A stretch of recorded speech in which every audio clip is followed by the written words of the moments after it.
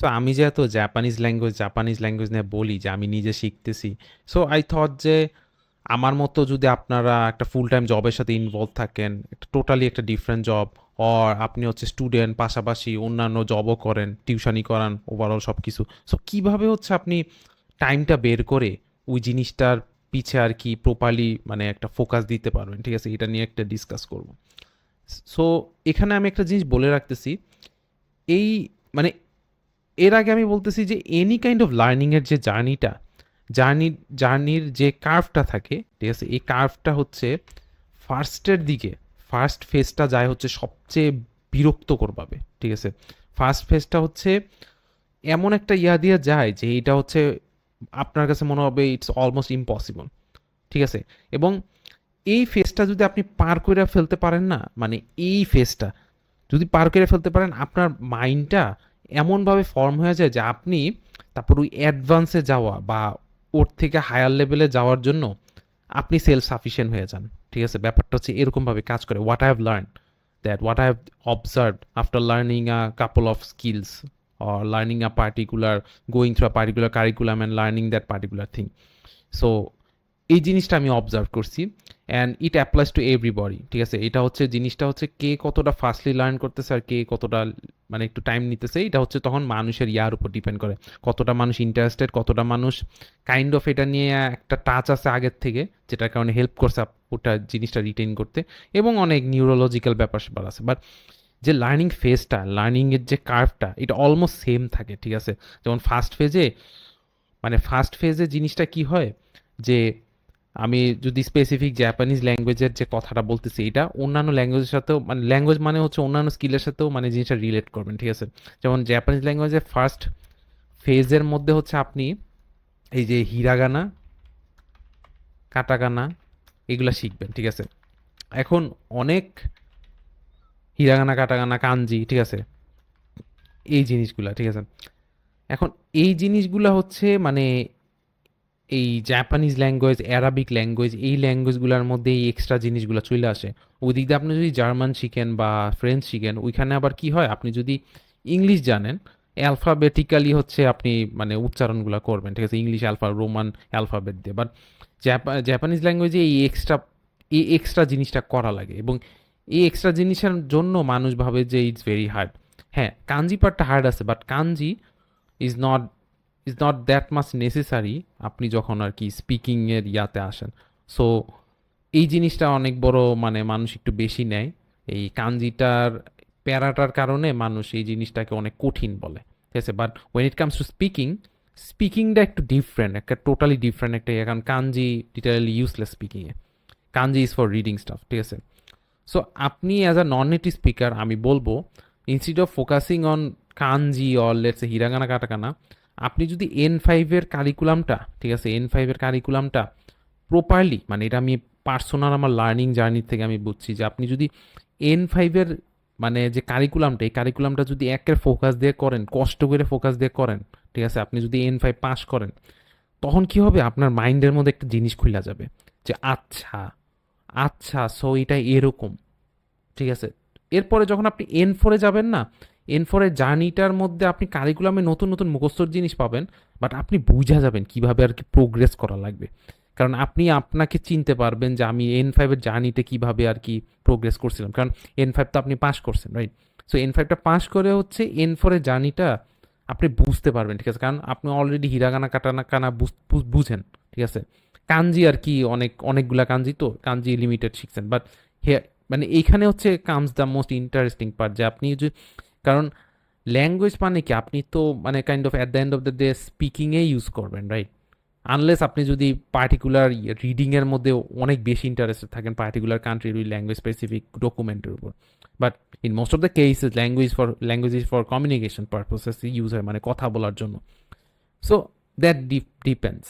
And আমি যদি personally বলেন, আমি বলবো যে মানে স্পিকিংটাতে ফোকাস করার কারণে as a non native speaker I don't think যে মানে রিডিং, যেমন স্পেশালি এই যে অ্যারাবিক বা জাপানিজ বা অন্যান্য আর কি মানে নিজেদের অ্যালফাবেটিক্যাল কারিকুলাম বেসড আর কি যে ল্যাঙ্গুয়েজগুলো আছে, ওগুলার জন্য আপনার এগুলার পিছে জাস্ট কিছু পরিমাণ টাইম বহন করে। আপনি হচ্ছে মেইন ফোকাসটা করবেন হচ্ছে উচ্চারণ, কথা বলা, লিসেনিং, এইসব মানে কথা বলা, ঠিক আছে? ফার্স্ট ডে থেকে কথা বলা স্টার্ট করে দেওয়া এরকম। মানে বাংলাদেশেরও মানে জাপানিজ ল্যাঙ্গুয়েজ লার্নিংয়ের কিছু কিছু ফল্ট আছে যেটা আমি তুলে ধরবো, যে জিনিসটা আমি বিলিভ করি ইট জাস্ট লাইক মানে জিনিসটা আর কি একটু লেট করে দেয়, বাট আবার এটারও সাপোর্ট করব যে এই জিনিসটাও দরকার আছে, ঠিক আছে? What I have realized. So ব্যাপারটা হচ্ছে এরকম এরকম কারণ আমি যেটা বলবো যে মনে করেন প্রোগ্রামিংয়ে যদি আসি, ঠিক আছে? প্রোগ্রামিংয়ে দেখেন, আপনি একটা প্রোগ্রামিং ল্যাঙ্গুয়েজ শিখবেন, ঠিক আছে? একটা প্রোগ্রামিং ল্যাঙ্গুয়েজ শিখলেন, ঠিক আছে? প্রোগ্রামিং ল্যাঙ্গুয়েজ শিখলেন, এরপরে হচ্ছে ওই ল্যাঙ্গুয়েজটা ইউটিলাইজ করে হচ্ছে আপনি একটা সিস্টেম বানাবেন, ঠিক আছে? ওই ল্যাঙ্গুয়েজের টিয়া শিখলেন, এই করলেন। কিন্তু এখন মানুষ আর্গিউ করতে পারে যে এআই চলে আসছে, তাহলে সিনটেক্স এগুলো শিখে লাভ কি? এই যে এইখানে হচ্ছে একটা জিনিস, ওয়ার আই বিলিভ যে পিপল গেট ইট রং। দেখেন, কারা এই কথাটা বলতেছে যে সিনটেক্স এখন দরকার নেই? তারাই বলতেছে যারা হচ্ছে অলরেডি সিনটেক্স শিখে আসছে, ওরকমভাবে কষ্টর ওই ফার্স্ট ফেজটা কষ্ট করে শিখে তারপর আসছে। এই জন্য আমাদের মাইন্ড ওইটা ফর গ্রান্টেড ভাবে নিয়ে নিছে, এই জন্য আমাদের মাইন্ড ধরে নিছে it's not that important. But as a journey of a learner, ঠিক আছে? লার্নারের জার্নি লার্নারের জার্নিটা, এই জিনিসগুলা ভেরি ক্রুশিয়াল, কারণ আপনার মাইন্ডটাকে শেপ করে ওইভাবে। এবং ওইভাবে মাইন্ডটাকে শেপ না করলে আপনি হচ্ছে মানে মানে ট্যাকেল করতে পারবেন না। এটা আসলে খুবই কমপ্লেক্স বুঝানো, ঠিক আছে? এটা হচ্ছে যে আর কি মানে যে বুঝার, এই ভিডিওটা এই পর্যন্ত এসে মানে যে বুঝার ও ভালো করে বুঝিয়ে গেছেন, এবং অন্যদের আসলে বুঝার আমি বলবো যে বুঝতেছেন না, ঠিক আছে? এই পার্টটা আমি যেটা বলতেছি যে এই লার্নার জার্নিটা এরকম যে আপনি অনেক ইউজলেস জিনিসই ট্রায়াল অ্যান্ড এরর করে করে আপনি রিয়েলাইজ করেন যে কোনটা এফিশিয়েন্ট। হ্যাঁ, এখানে টাইম লাগে, বাট এই ট্রায়াল অ্যান্ড এররটা কি হয়, আপনার মাইন্ডের মধ্যে একটা ক্লিক করে দেয়, যেটার কারণে নেক্সট জার্নির মধ্যে you avoid that mistake.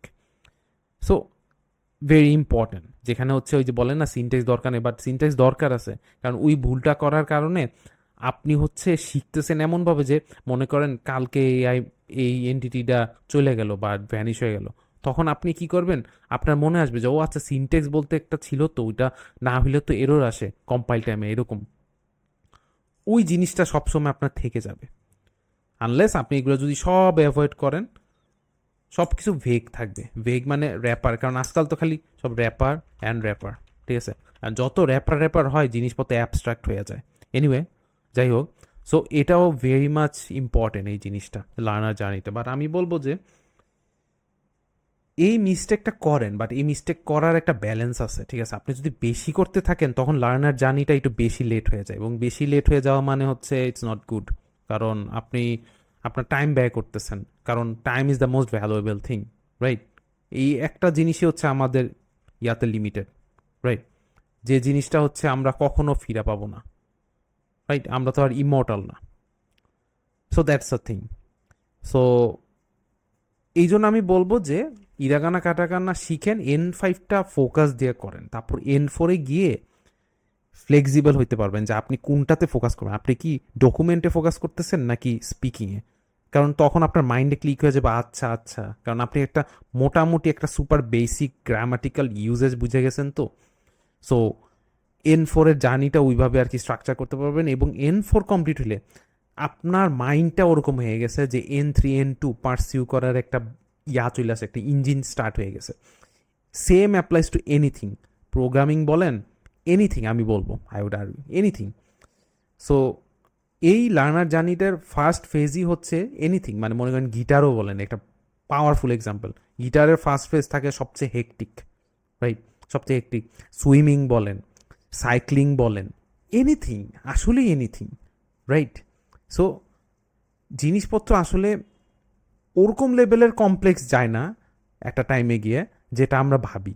It's more like যে ফার্স্ট ফেজটা হচ্ছে আমাদের কমপ্লেক্স মনে হয়, কারণ ফার্স্ট ফেজটা ইটস ভেরি মানে ওখানে অনেক বাম্প আছে, যেটা আর কি ইম্পসিবল মনে হয়, বাট ওইটা যদি পার করতে পারেন, কারণ ওইটা একমাত্র পার করার ওয়েই হচ্ছে কনসিস্টেন্সি, ঠিক আছে? এই কনসিস্টেন্সি নিডস পেশেন্স।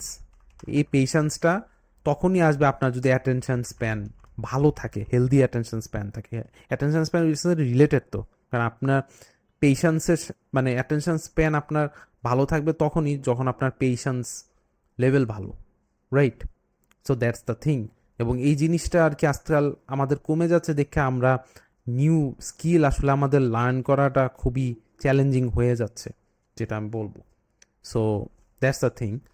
অ্যান্ড এই ফেজটায় যেটা আমি বলতেছিলাম যে এই নিডস পেশেন্স মানে ফার্স্ট ফেজটা পার হয়ে যেতে পারলে তখন কি হয়ে যায়, একটা স্ট্যাগনেন্ট হয়ে যায়, মানে একটা মানে কমপ্লেক্স আর বেশি হয় না, কারণ আপনার তখন একটা, কারণ রিয়েল ওয়ার্ল্ডের অ্যাপ্লিকেশান, আমি অ্যাপ্লিকেশানের কথা বলতেছি, ইটস নট লাইক যে I am not saying research, research gets complicated, মানে as you grow and everything it gets complicated because it's a totally separate thing which you are like, এটা একটা পুরো different. But when there is stuff, মানে যেখানে হচ্ছে আপনার application related, যেটা হচ্ছে দিয়ে আপনি টাকা ইনকাম করবেন, ইন দ্য সেন্স যে একটা providing value, in the sense you are getting money. So for those kind of skills stagnant স্টেটে চলে গেলে জিনিসটা অনেকটা ইজি হয়ে যায়। জাস্ট এরপর থেকে হচ্ছে জাস্ট আপনার হচ্ছে রিপিটেশন হয় অনেক, ওই রিপিটেশনে হচ্ছে আপনার বোরিং লাগতে পারে, আপনার বিরক্ত লাগতে পারে, কারণ রিপিটেশন ওইখানে হচ্ছে স্ট্যাগনেন্ট একটা কাইন্ড অফ একটা স্টেজে চলে আসে। কারণ রিপিটেশন মানে হচ্ছে ওই রিয়েল ওয়ার্ল্ডে যেটা দরকার ওই জিনিসটা আসলে বেশি কমপ্লেক্স হয় না, because we as a human beings যে যে সলিউশন দরকার ওই সলিউশন ওই মাত্রায় যায় না, যেটা হচ্ছে আমরা ফুল লেভেলে রিসার্চ করে আর কি মনে করেন টাইম মেশিন ইনভেন্ট করতে চাইতেছি। But in real life that's not the thing যে পিপলদের দরকার, রাইট?